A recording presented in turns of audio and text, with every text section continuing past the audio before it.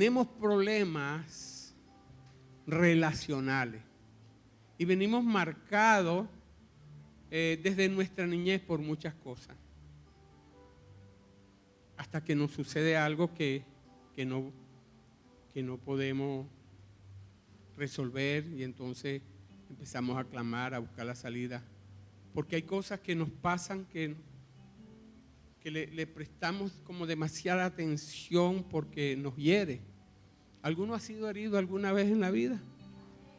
¿Verdad que cuando recibimos una traición, eso nos duele mucho, hasta el punto que no nos deja dormir? Cuando usted pone la confianza en alguien y esa persona lo defrauda. ¿Alguna vez ha sido defraudado? Acuérdese ese día cómo se sintió. Así es, ¿verdad? Como que si se te cayera el cielo. Y no es nada, no duerme uno y siente un sabor metálico en la boca de la incomodidad. Y sabe, eso puede durar mucho, puede durar hasta una vida. Alguien de tu entera confianza, quien tú amabas, y te la hizo. Ahora pongámonos del otro lado de la moneda. Muchos han sido traicionados, ¿verdad? Yo creo que la mayoría de nosotros. Ahora les pregunto, ¿a cuántos han traicionado ustedes o nosotros? Porque también hemos traicionado. ¿Cómo se sentiría esa persona, verdad? Y Dios quiere que busquemos un equilibrio. Orando ayer, pues le pedía a Dios, al Señor, ¿qué vamos a hablar? ¿Qué vas a decirle a la congregación el domingo? Y Él me dice, predica la traición de Judas. Y yo dije, ¿la traición de Judas? Sí, la traición de Judas. Predica lo que Judas me hizo. Y no solamente lo que Judas me hizo, lo que me hicieron mucha gente. Predícalo. Para que vean cómo yo pude resolver el asunto de la traición. Porque creo que hay traiciones en nosotros mismos que hasta la fecha no hemos podido resolver. Que está allí. Yo lo perdoné, pero cuando yo lo veo, saca la piedra. Sí, no, yo lo perdoné, pero no me lo presente al frente de mí. Esto es fuerte, hermano. Créame, esto es fuerte. Y el que se desgasta es el que siente, el que lleva eso por dentro. Familias separadas, amistades separadas. Y el Señor me decía, háblale a mi pueblo para que entienda. Y bueno, eso es lo que voy a hablar esta mañana de parte de Dios.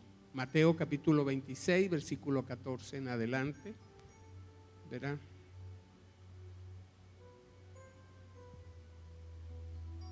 Quiero leerle 14, 15 hasta el 16. Entonces, leemos en tu nombre, Señor, en el nombre del Padre, del Hijo y del Espíritu Santo.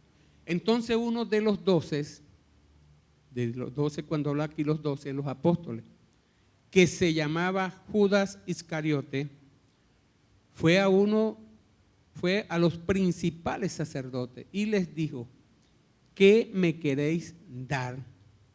Y yo os lo entregaré. Estaba hablando de Jesús. Y ellos le asignaron, estos sacerdotes, 30 piezas de plata. Y desde entonces, habla de Judas acá, buscaba oportunidad para entregarle. En Marcos 14, versículo 10 en adelante, dice lo siguiente. Entonces Judas Iscariote, uno de los 12, fue a los principales sacerdotes para entregárselo. Ellos al oírlo se alegraron y prometieron darle dinero. Y Judas buscaba para entregarle. Lucas 22, versículo 1 dice: estaba cerca la fiesta de los panes sin levadura, que se llamaba la Pascua. Y los principales sacerdotes y los escribas buscaban cómo matarle. Esto era Jesús. Porque temían al pueblo. Ellos querían matarle porque Jesús estaba predicando algo que los desnudaba delante del pueblo. Y ellos querían matar a Jesús. Por eso la palabra allá en Juan dice que a los suyos vino y los suyos no le recibieron. Y dice acá: y entró Satanás en Judas, por sobrenombre Iscariote, el cual era uno del número de los 12, uno de los que estaban con Jesús. Y este fue y habló con los principales sacerdotes y con los jefes de la guardia de cómo se lo entregaría. Ellos se alegraron y convinieron en darle dinero, y él se comprometió y buscaba una oportunidad para entregárselo a espalda del pueblo, porque no se enterara el pueblo. Le había preparado una celada. Y cuando Jesús había celebrado la Pascua, estaban celebrando la Pascua entre los 12, cuando terminaron, ellos se fueron a orar al huerto. Y dice la palabra que mientras él, Jesús, aún hablaba, se presentó una turba, y el que se llamaba Judas, uno de los 12, iba al frente de ellos. Y se acercó hasta Jesús para besarlo. Entonces Jesús le dijo: Judas, con un beso entregas al Hijo del Hombre. El mismo Judas que había estado horas antes celebrando la Pascua con el Señor. Y el Señor le dijo: haz lo que tienes que hacer. Y él se fue. Y los otros 11 hermanos pensaron, como él era el encargado el tesorero de la iglesia, pensaron que era que iba a comprar pan para los pobres o algo.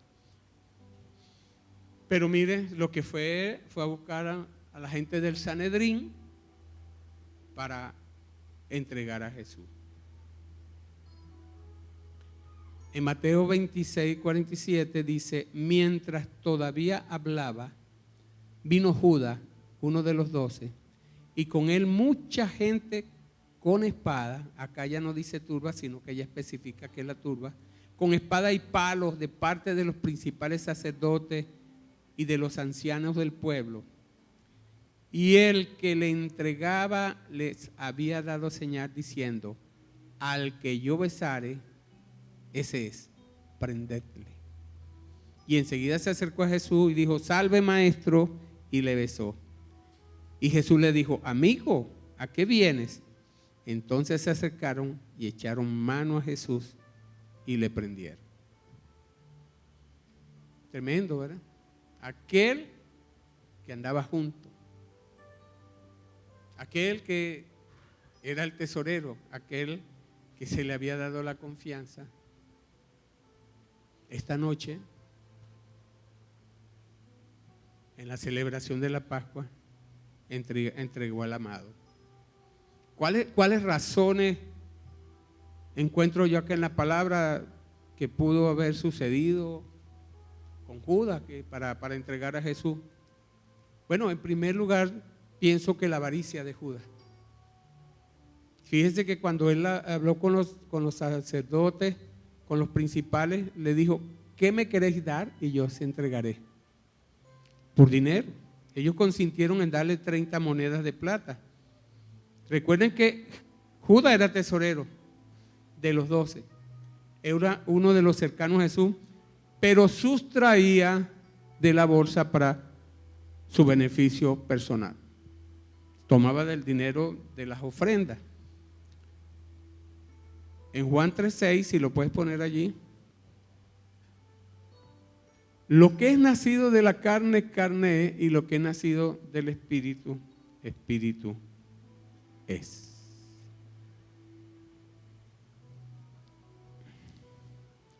¿Qué estaba haciendo Judas? Estaba robando para satisfacer sus propios intereses. No tenía la mente puesta en las cosas de Dios, tenía las cosas puestas en las cosas que no tienen valor, que parecieran tener valor, pero no tienen valor. Ahora bien, esto ya había sido en el Salmo 55, versículo 12.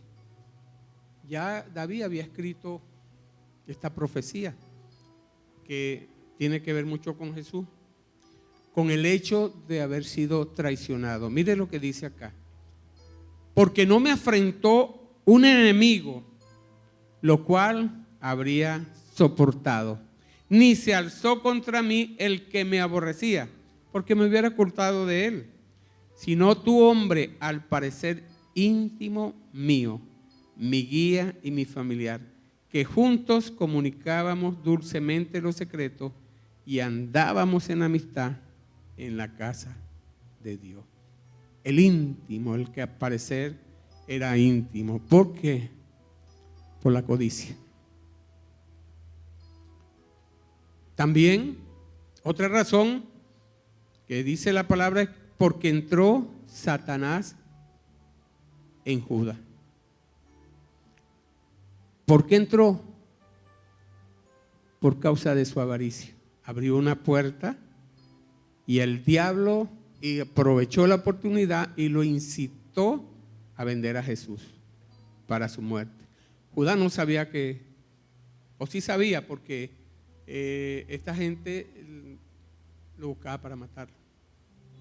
Y tercero, porque los sacerdotes y los escribas buscaban a Jesús para matarle, porque Jesús reprobaba su religión y desnudaba sus verdaderas intenciones ante el pueblo. Lo descubría. Y todos conocemos el triste final de Judas. Mateo 27, 3 dice: entonces Judas, el que le había entregado, viendo que era condenado, devolvió arrepentido las 30 piezas de plata a los principales sacerdotes y a los ancianos, diciendo: yo he pecado entregando sangre inocente. Pero mire lo que, por eso que Jesús les dijo a estos sacerdotes que ellos eran hijos de Satanás. Mire lo que ellos dijeron: ¿qué nos importa a nosotros? Allá tú. Y arrojando la pieza de plata en el templo, salió y se fue y se ahorcó. ¿Por qué se fue? ¿Por qué se ahorcó? ¿Por qué no tomó una salida diferente? Porque ya el diablo había entrado en su corazón. El diablo, el Espíritu Santo habla y dirige, pero el diablo habla porque él vino para hurtar, matar y destruir. Pero Jesús vino para deshacer las obras de Satanás. Yo no sé si ustedes han tenido una experiencia parecida a esta. Hace muchos años, muchas lunas, tendría yo como 20, 18 años, yo tenía un carácter muy fuerte, era muy soberbio. Y no sé, agarré, creo que fue con mi mamá, que tuvimos una discusión, y yo salí a la calle, iba bravo y decía: no me importa que me maten, la sangre de Cristo me cubra. ¿Usted sabe lo que es eso? Iba y atravesaba las calles sin ver para los lados y decía: ojalá venga un carro, pero ni para allá voy a mirar, si me llevó, me llevó. ¿Usted cree que eso es qué? Eso es un momento en que le dimos una entrada a Satanás para acabar nuestra vida. Porque si hubiera venido alguien en un vehículo, seguramente me hubiera arrollado. Pero tomé una decisión porque me encolericé. Y cuidado con esto, porque sea que traiciones o sea traicionado, puede entrar en un tiempo de cólera o de malas decisiones. Judas tomó una mala decisión Primero, traicionar al maestro. Segundo, ser avaricioso. Tercero, prestarse para los que buscan al maestro para matarlo. Y por último, cuando reconoce y se da cuenta de que cometió un error, entonces busca el camino más fácil, la muerte. Ahora, Jesús sabía todo esto que iba a acontecer. ¿Sabía que lo iban a traicionar? Sí, claro que sí. Pero él también sabía que era un propósito que Dios tenía con Jesús mismo, de parte del Padre para la humanidad. Y aunque en su humanidad sufriese mucho, era necesario que se cumpliese lo que habían profetizado acerca de él. Pero pienso que todas estas circunstancias vividas por Jesús, a pesar de todo lo que vivió allí, nos ha dejado a nosotros un sustancioso aprendizaje para aquellos que de una u otra manera nos toca o nos tocará enfrentar una traición, o que vayamos a traicionar a alguien. Vamos a ver allí en este ejemplo de Jesús algo bien interesante que puede salvarnos, inclusive nuestra vida, tanto física como espiritual, y nos va a cuidar de ser marcado para el propósito del diablo y no para el propósito de Dios. Particularmente pienso que una traición no puede venir de un extraño, y mucho menos de alguien que nos aborrezca o que se levante contra nosotros o contra mí o contra ti. Porque como es un extraño, y si es mi enemigo, no creo que va a venir, porque ya yo sé que mi enemigo no quiere nada bueno para mí. Entonces estoy ya prevenido. ¿O no es así? Si se mueve el enemigo y se agacha, yo a ver si va a agarrar una piedra. No le doy la espalda, ni loco, ¿verdad? Por eso pienso que es raro que la traición venga del enemigo o de alguien que quiere nuestro mal. Más bien creo lo que dice David. David dijo lo siguiente, ¿verdad? Vamos a leer los 55:12.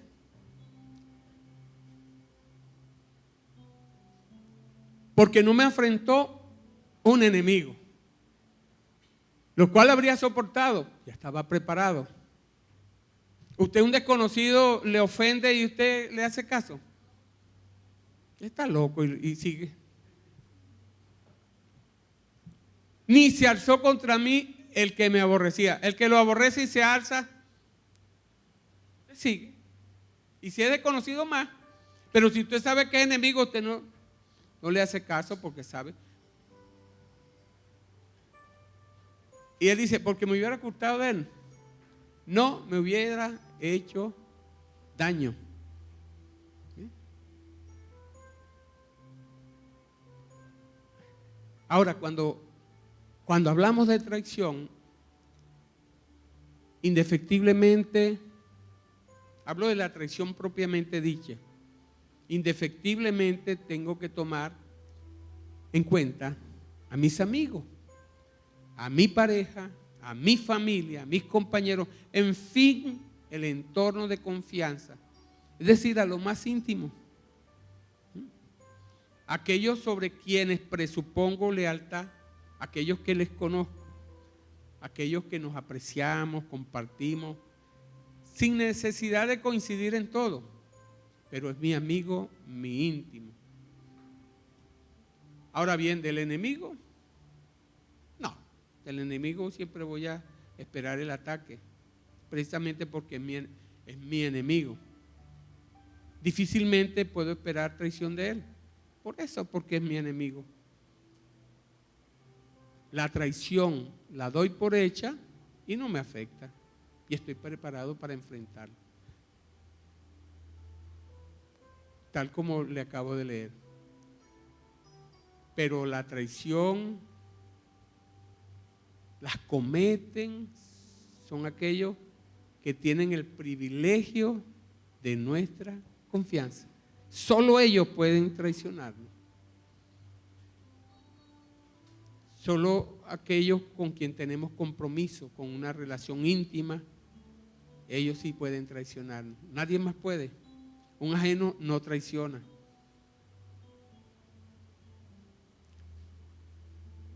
Pero no hay traición cuando hay oposición, cuando a alguien le desconocemos y le tomamos por enemigo. Pero en la violación de la confianza es donde nace la traición. En aquel que yo he depositado mi amor, mi seguridad, mi confianza. No en el enemigo, porque el enemigo nos va a combatir. Ahora, por eso no es que Cristo permitiera que fuera uno de los suyos el que lo traicionara. Es que solo podía ser traicionado por uno de los suyos. Porque la traición no se iba a dar de otra manera. Y muchos dicen, no, pero si Cristo sabía por qué permitió, ¿por qué no cambió? No. ¿Cuántos saben que somos imperfectos?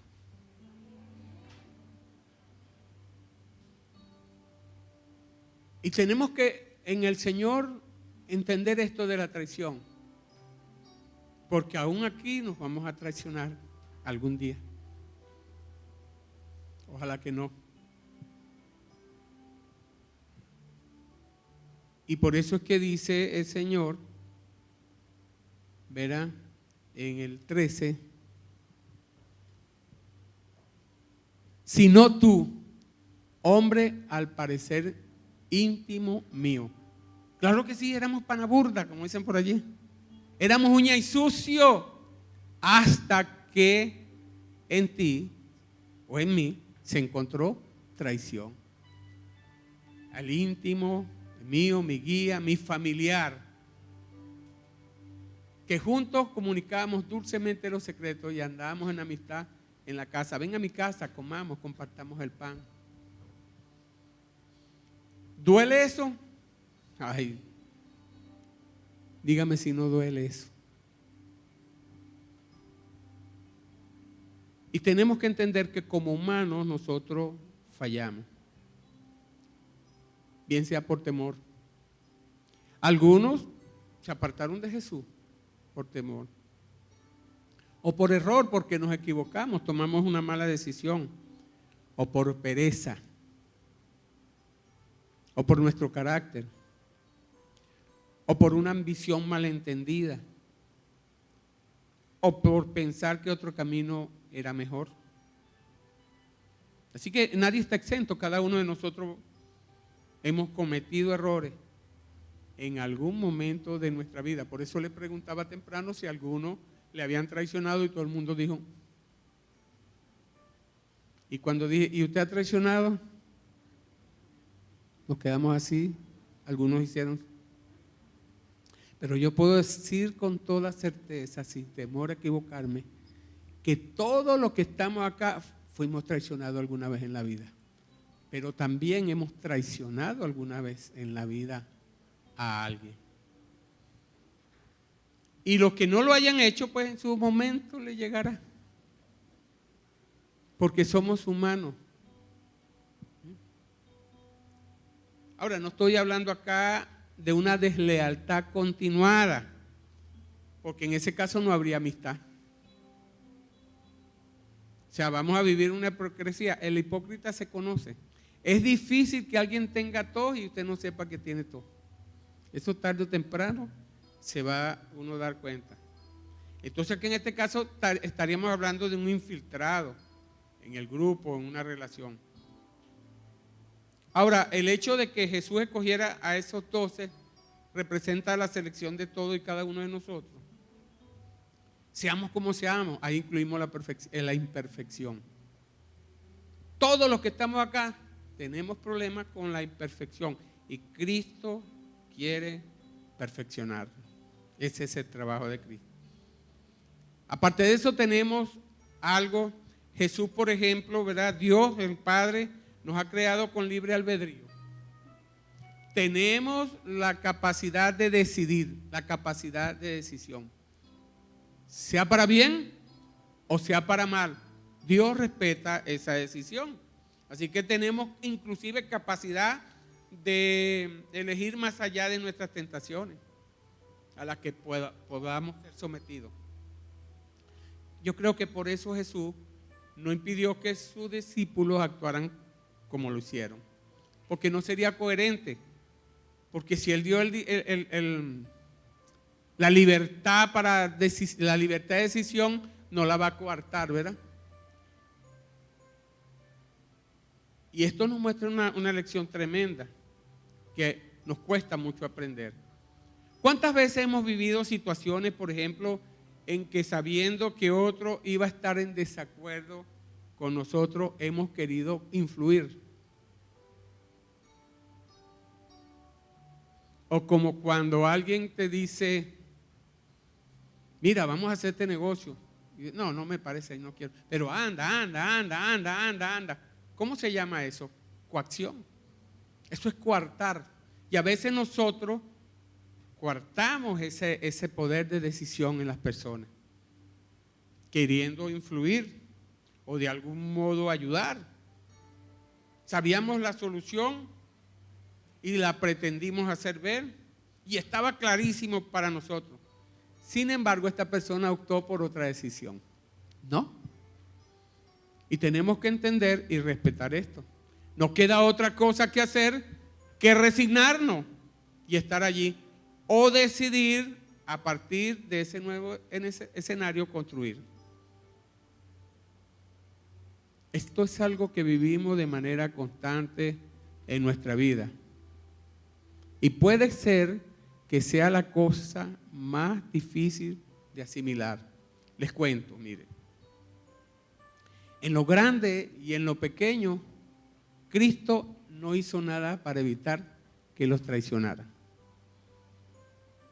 Yo recuerdo años atrás que había un joven en la iglesia que un día se acercó allá a la oficina y me dijo, pastor, me voy. Y le dije, ¿por qué te vas a ir, hijo? ¿No estás contento? Sí, pero me voy. Bueno, si te quieres ir, anda, vete. Te bendigo, hijo. Y te va. Pasados los 2 o 3 meses, no sé si se arrepentiría de la decisión. No sé. Solo sé que le dijo a otra persona, no, le dije al pastor que me iba y no hizo nada por detenerme. Y ahora soy yo el culpable de la decisión. Él decide que se quiere ir para que yo lo detenga. Eso es manipulación. Yo no voy a detener a nadie que no quiera estar en un lugar, porque eso iría en contra del libre albedrío.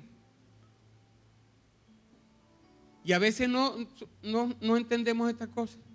Y eso se dolió por esa situación, porque yo no lo detuve. Yo te digo, mire, pero ¿por qué te vas a ir? No, porque esto y esto.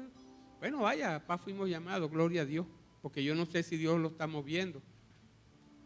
Entonces es difícil de entender estas cosas. ¿Sí? O a veces sucede que alguien se quiere ir y me dice, es que me traicionaste. O si alguien se quiere ir, entonces uno le dice, no, es que te va a ir mal. Eso es coacción. Y Jesús nunca trató o hizo algo para impedir ser traicionado. A Jesús lo traicionó mucha gente. Pues a ti también.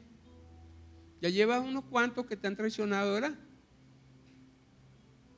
Te van a traicionar. No impidas eso. Ahora, lo que sí puedes tratar de impedir no traicionar tú a otro. Mire lo que hizo Jesús. Asumió la traición y el precio de esa traición, porque asumió esa traición y fue al Gólgota. Ahora, pienso que no a causa de la traición, sino a causa del propósito del Padre para la salvación de la humanidad. Yo creo que por eso fue que Jesús fue al Gólgota. La traición fue el instrumento para acelerar esto. Porque si Jesús sabía eso, que iba a ser entregado y iba a ser muerto en la cruz, porque Él lo dijo, lo dijo a sus discípulos. Él pudo haberse ido antes que lo encontraran en el huerto, ¿verdad? Hubiera dicho, no, mejor aquí corrió que aquí murió. Y se hubiera ido. Pero él decidió hacer la voluntad de su Padre que estaba en los cielos. Y esa es la peculiaridad del libre albedrío. Usted puede decidir. Pero solo los que aman a Jesús enfrentarán la traición y decidirán por el perdón. Jesús amaba a su Padre. Jesús sabía lo que se venía.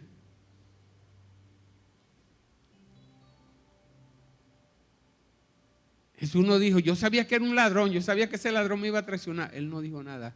Él enmudeció, callado, y fue al Calvario.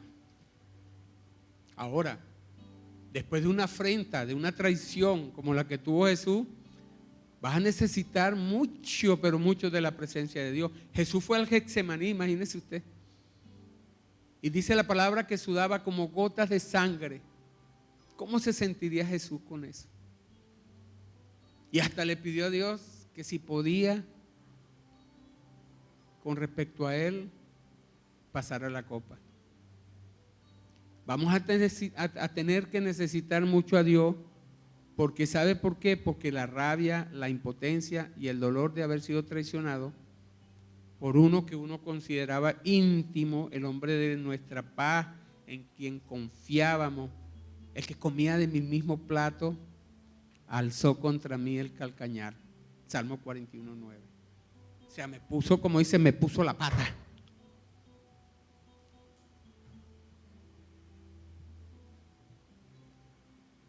Esto es serio, ¿ya? Esto es muy serio.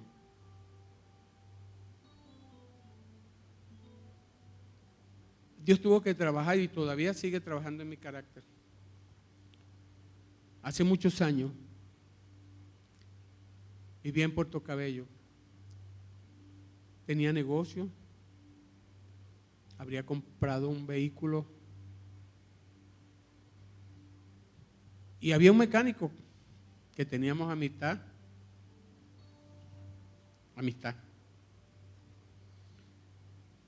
Y le dije, chico, arréglame el carro. Era el que me arreglaba el carro. Y yo le dije, tranquilo, como yo trabajo, porque la búsqueda del dinero, yo trabajo hasta sábado y domingo.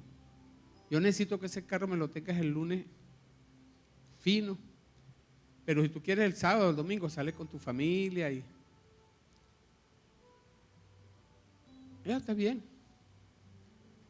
Y él el viernes buscaba el carro, se iba. Y me lo llevaba el lunes. Que había una amistad, había una intimidad. El carro se me presenta una situación que empieza, los mecánicos acá sí hay, deben saber que es de lo que le estoy hablando, empieza a botar agua por el tubo de escape. Cuando el vehículo comienza a botar agua por el tubo de escape, hay algo que sucede allí, que la empacadura del múltiple se quema, de la cámara, se quema. Lo único que hay que hacer allí es quitar la tapaválvula esa y sacar la cámara y meterle una nueva empacadura. Eso es todo, un trabajo sencillo. Pero cuando yo voy a ver lo del carro, él me muestra, yo veo que el motor lo desmontó completo. Y le mira, ¿y por qué lo bajaste? Dice, no, porque tengo que hacer unos arreglitos. Ven mañana que yo te digo.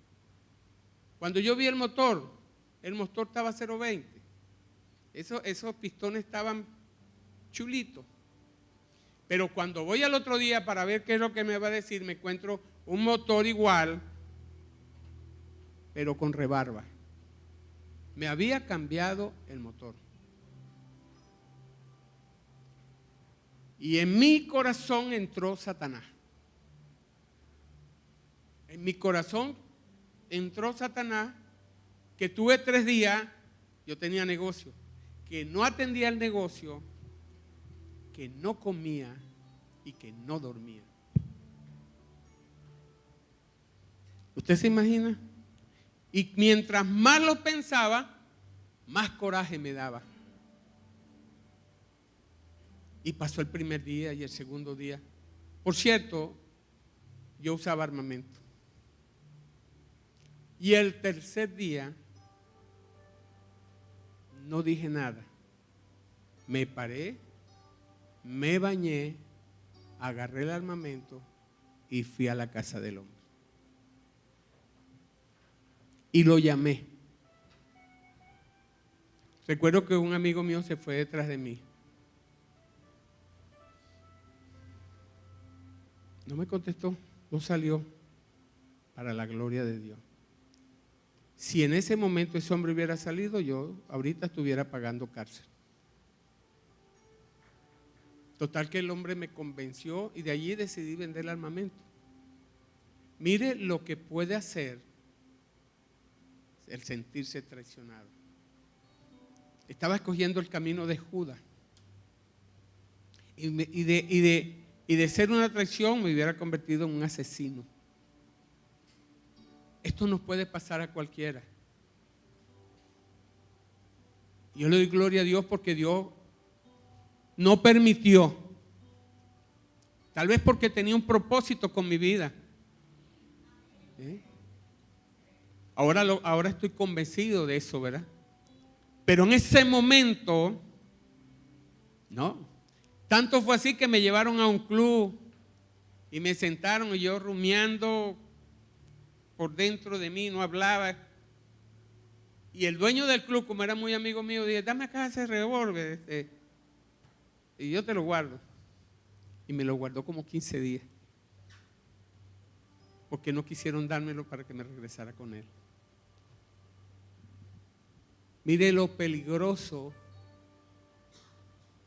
que es una traición y cómo es no manejarla si Cristo no está en el corazón de uno. ¿Cuánta gente está en la cárcel por eso? Ahora bien, cada uno de nosotros va a tener que tomar una decisión antes el momento y la circunstancia que está viviendo o pueda que viva y en el ámbito que vive. Esta traición para Jesús, José de Arimatea tuvo que declarar públicamente su rechazo a lo injusto que había decidido el concilio contra Jesús por causa de esta traición que hubo, de esta entrega, pero ya estaban decididos a matarlo. Otros prefirieron promover eso o callar. Ya están en las consecuencias pues, de esta traición. De los seguidores de Jesús, unos huyeron, otros no estaban. O estaban cumpliendo deber en otro lugar. Muchos se convirtieron en turba. Aunaron para que fuera crucificarle. Una joven eligió llevarle agua y limpiar la cara de Jesús. Por cierto que estaba sudada y llena de sangre con un paño limpio. Otros callaron. En aquella esquina dice, un hombre llora de impotencia. Este era Pedro. Ya le vamos a hablar de Pedro. Más allá, un padre que enseña a respetar al que sufre. Pero justo al frente otro padre que le decía a su hijo, mófate de él. Y ninguno de los niños entendía qué pasaba, pero aprendían, estaban aprendiendo. De una u otra manera estaban aprendiendo. Un soldado romano intenta evitar más ensañamiento, otro se regocija en la caída de nuestro Señor. Un tercero busca gestionar la situación con efectividad, escoge a un judío fuerte, ¿verdad? Y lo obliga a ayudar a portar el madero de la cruz, a Simón de Cirene. Él va, cumple eso porque tal vez por temor del soldado y termina ayudando por compasión al que le mira con agradecimiento entre las espinas de su corona. La hija de Simón no entiende nada, pero está aprendiendo también al ver. Un hombre de mediana edad reconoce a María, abre el camino entre la multitud y consigue que la madre bese a su hijo una vez más. Nadie conoce su vida ni su nombre, solo ellos saben quién fue. Mire todo esto que se mueve en medio de una traición. Hay quien coge una parte y hay que coger otra parte. Son muchas las vidas y las decisiones que hemos de tomar en cada momento. Y todas van a influir en el conjunto. Pero sobre todo, cada uno en este momento tendrá que decidir en su propia vida qué hace o deja de hacer. ¿Qué batalla escoge? ¿O qué dice o qué calla? Y el no tomar partido, verá, ya usted está definiendo quién va a tomar la decisión por usted. Y no hay agua suficiente en el mundo para lavar tantas manos y tanta conciencia. Pero no queremos aprender. No aprendemos. Sin embargo, nuestro Señor Jesucristo optó por tomar esta decisión. En Lucas 23, 33, cuando ya estaba en la cruz colgado en el madero, estaba en el madero, Jesús decía: Padre, perdónalo, porque no saben lo que hacen. Jesús escogió el perdón. Yo pregunto, ¿de qué lado te vas a poner cuando te traicionen? ¿De la venganza o del perdón? ¿O qué actitud tomarás cuando traicione? Porque Judas tomó una decisión que no fue la más sabia, aunque reconoció que había mandado a muerte a un santo. Entonces él decidió, pues ya había entrado Satanás en su cabeza, decidió como ese muchacho de 23 años que salió con el armamento a ver si conseguía al que lo había traicionado. Porque lo que bullía en la mente de ese muchacho de 23 años era: pero si yo le he dado mi confianza, inclusive le doy el carro para que vaya con su familia, ¿por qué me hace esto? Es merecedor de la muerte. Pero ¿quién era ese muchacho para dictaminar la vida o la muerte de otro? Entonces hay cosas. No así fue con Pedro, Pedro también traicionó a Jesús. Y le había dicho que no lo traicionaría jamás, y le había dicho: no, eso no te acontezca.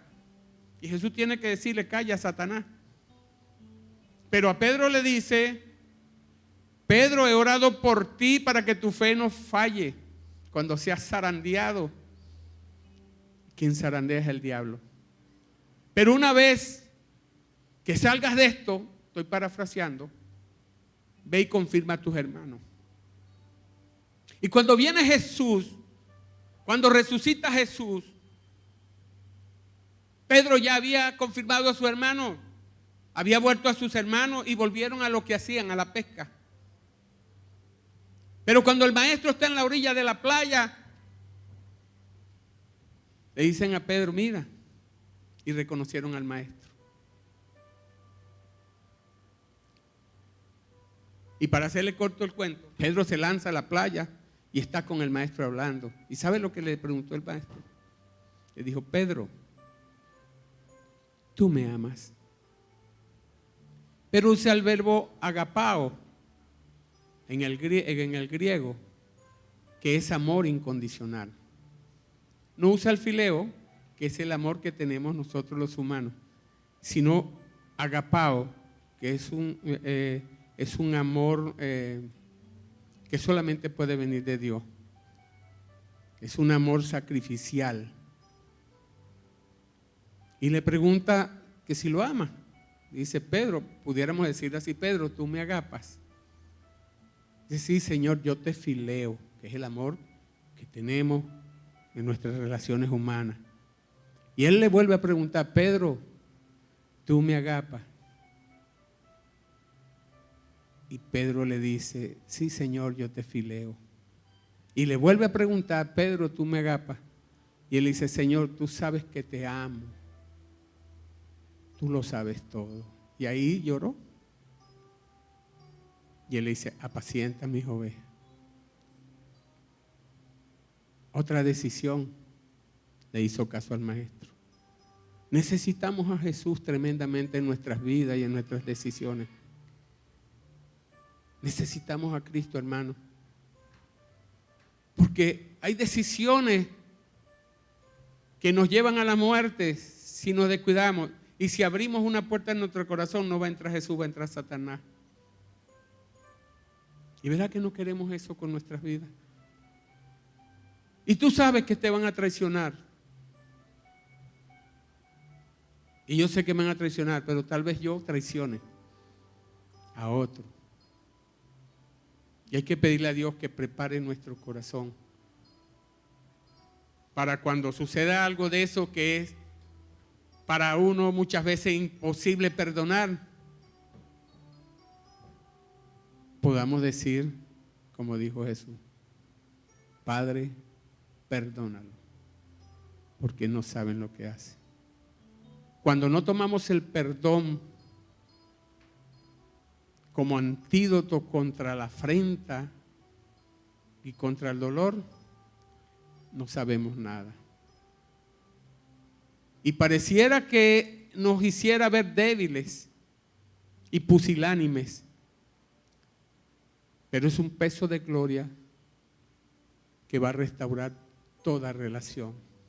Y sabe, estoy en un proceso en mi vida desde hace muchos años de decidir perdonar. No es fácil, no es fácil.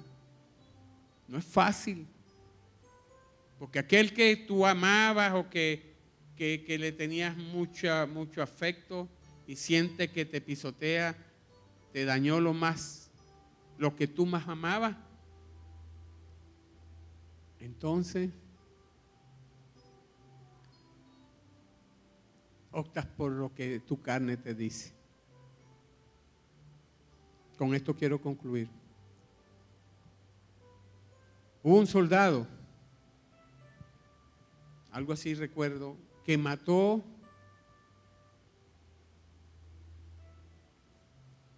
a un hombre. Y este hombre tenía un hijo.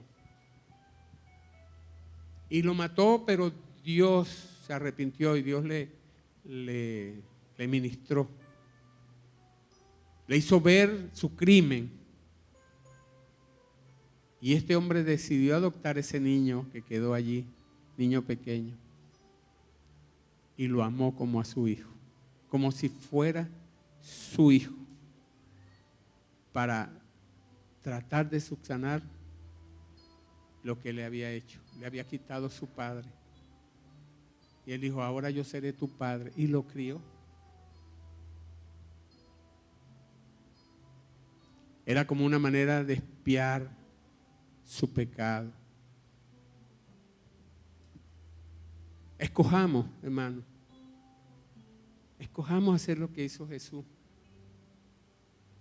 Se humilló hasta lo sumo posible, hasta haciéndose esclavo. Esclavo en la cruz hasta la muerte. Pero ¿sabe qué pasó después? Que Jesús murió en la cruz. El Señor lo exaltó hasta lo sumo. Le dio, lo puso por sobre todas las cosas y le dio un nombre que es sobre todo nombre, para que toda rodilla se doble en el nombre de Jesús. Yo creo que hoy Dios nos está hablando cosas que van a marcar positivamente nuestras vidas. Y yo estoy casi seguro que todos nos hemos visto identificados en algún momento de nuestras vidas. Pero si todavía tenemos cosas en nuestro corazón, es necesario sacarlas. Y si la afrenta fue contigo y todavía no se te ha salido esa yuca, entonces ve y pide perdón a la persona, aun cuando tú hayas sido dañado. Porque eso te va a amargar la vida, no te va a dejar seguir adelante. Eso no va a servir para los grandes planes que Dios tiene con tu vida.